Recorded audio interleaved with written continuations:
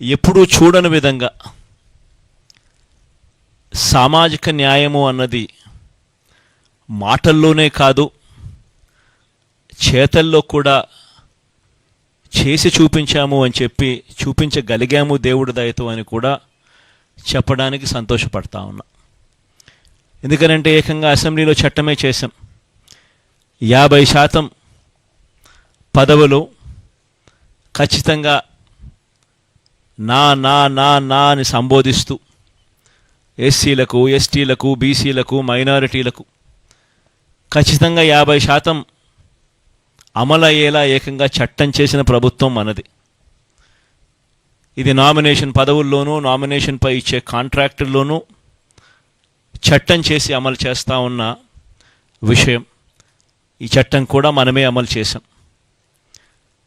దానిని స్ఫూర్తిగా తీసుకుంటూ ఈరోజు 50% అంటే 175 అసెంబ్లీ స్థానాలు, 25 ఎంపీ స్థానాలు రెండు కలిపితే 200 స్థానాలు అయితే, ఈ 200 స్థానాలకు గాను 100 స్థానాలు అంటే 50%, 50% ఎస్సీ, ఎస్టీ, బీసీ, మైనారిటీ నా నా నా అని పిలుచుకుంటూ 50% సీట్లు ఏకంగా వీరికే ఇవ్వగలగడం ఇది చరిత్రలో, ఆంధ్ర రాష్ట్ర హిస్టరీలో ఎప్పుడూ కూడా కని విని ఎరగని ఘట్టమని కూడా చెప్పడానికి చాలా సంతోషపడతా ఉన్నా. ఈరోజు ఒకసారి గమనించినట్లయితే ఏకంగా 59 స్థానాలు 200 స్థానాలకు గాను బీసీలకే కేటాయింపులు చేశాం. 175 అసెంబ్లీ స్థానాలకు 48 అసెంబ్లీ స్థానాలు, 25 ఎంపీ స్థానాలకు గాను బ్యాలెన్సు 11 స్థానాలు బీసీలకే కేటాయింపులు జరిగింది. ఆడవాళ్లకు కూడా ఇంతకు ముందు కన్నా బెటర్గా చేశాం. కానీ ఇది కూడా నాకు ఇంకా సంతృప్తిని కలిగించడం లేదు. బహుశా నెక్స్ట్ ఎలక్షన్లకు వచ్చేసరికి దీనిని ఇంకా వేగంగా కూడా అడుగులు వేయించే కార్యక్రమం చేస్తూ ఉన్నాం. 200 స్థానాలకు 24 స్థానాలంటే 12% అక్క చెల్లెమ్మలకు ఇవ్వగలిగాం. కానీ ఇది కూడా నాకు పూర్తిగా సంతృప్తిని కలిగించే అంశం కాకపోయినప్పటికీ కూడా బట్ లాస్ట్ టైం కన్నా బెటర్గా చేశాం. బహుశా మిగతా ఏ పార్టీ కన్నా కూడా బెటర్గానే ఉంటుందని అనుకుంటా ఉన్నాను. లాస్ట్ టైం 19 ఇస్తే ఈసారి 24 దాకా తీసుకొని పోగలిగాం. ఇది కూడా ఒక విశేషమనే చెప్పాలి. కానీ నెక్స్ట్ ఎలక్షన్లకు వచ్చేసరికి ఇంకా దీన్ని ఖచ్చితంగా ముందుకు తీసుకొని ఇంకా పెద్ద సంఖ్యలో ఇంకా నెంబర్లు ఇచ్చే కార్యక్రమం ఖచ్చితంగా జరుగుతుందని కూడా చెప్తా ఉన్నా. ఈరోజు మనం రిలీజ్ చేసిన ఈ లిస్టులలో గమనించినట్లయితే ఏకంగా 77% మంది వీళ్ళు ఈ 200 మందిలో ఏకంగా 77% మంది గ్రాడ్యుయేట్స్, ఆ పై చదువులు చదివిన వాళ్ళు. ఎమ్మెల్యేలకు సంబంధించి 175 మంది ఎమ్మెల్యేలకు గాను 75% గ్రాడ్యుయేట్స్, ఆ పై చదువులు చదవగలిగిన వాళ్ళు మనం ఎంపిక చేయగలిగాము అని కూడా చెప్పడానికి కూడా సంతోషపడతా ఉన్నా. మైనారిటీస్కి కూడా ఇంతకుముందు 5 స్థానాలు ఇస్తే ఇవాళ 7 స్థానాలతో మైనారిటీ సంఖ్యను కూడా బాగా పెంచగలిగినామని చెప్పడానికి కూడా సంతోషపడతా ఉన్నా. మొత్తం మీద 50% నా అని పిలుచుకుంటూ ఎస్సీ, ఎస్టీ, బీసీ, మైనారిటీలకు ఇవ్వడం అన్నది చరిత్రలో నిలిచిపోయే ఘట్టంగా మరొకసారి చెబుతూ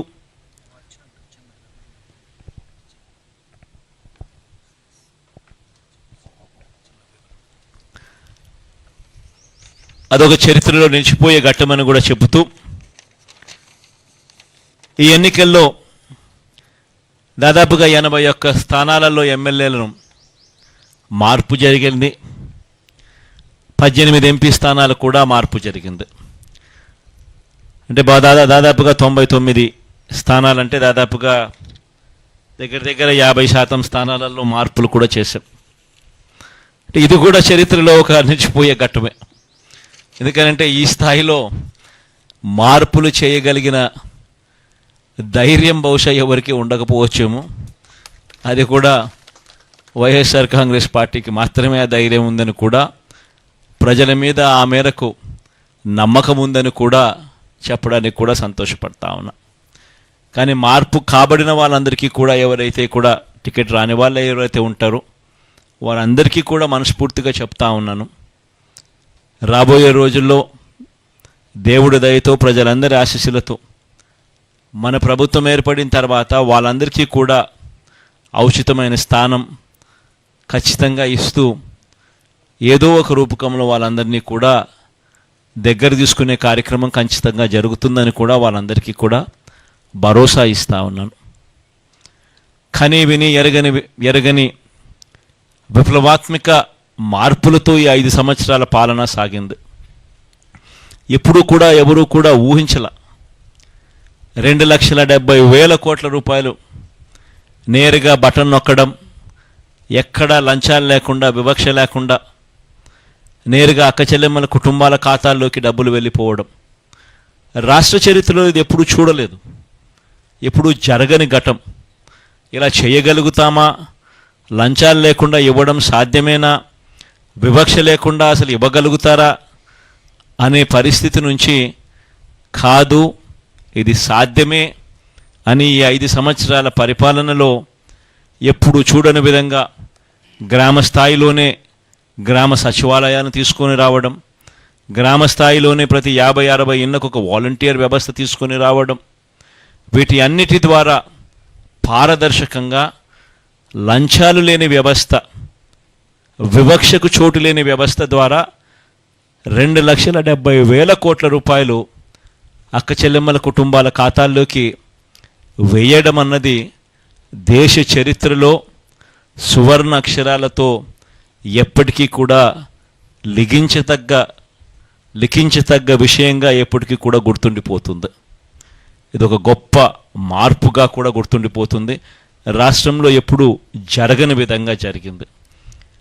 ఇవి ఒకటే కాకుండా గ్రామాలు మారాయి, గ్రామాలలో పరిస్థితులు మారాయి, స్కూళ్ళు బాగుపడ్డాయి, హాస్పిటళ్ళు బాగుపడ్డాయి ఎప్పుడూ చూడని విధంగా, వ్యవసాయం బాగుపడింది ఎప్పుడూ జరగని విధంగా,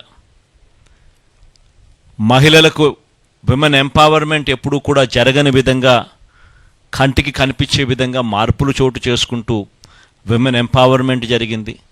సామాజిక న్యాయం అన్నది మాటలకు కాదు, మొట్టమొదటిసారిగా సాధ్యమే అని చెప్పి చేయించిన ప్రభుత్వం, చేసి చూపించిన ప్రభుత్వంగా ఈరోజు వైఎస్ఆర్ కాంగ్రెస్ పార్టీ ప్రభుత్వం నిలబడగలిగింది అని కూడా చెప్పడానికి గర్వపడతా ఉన్నా.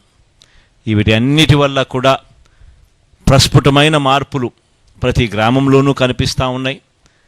ఈ మార్పులన్నిటి వల్ల దేవుడు ఆశీస్సులతో మళ్ళీ 2-3 నెలల్లో మళ్ళీ ఖచ్చితంగా ప్రమాణ స్వీకారం చేస్తాం. సామాజిక న్యాయం అన్నది ఇంకా గొప్ప స్థాయిలోకి తీసుకొని పోయే అడుగులు కూడా వేస్తామని కూడా ఈ సందర్భంగా చెబుతూ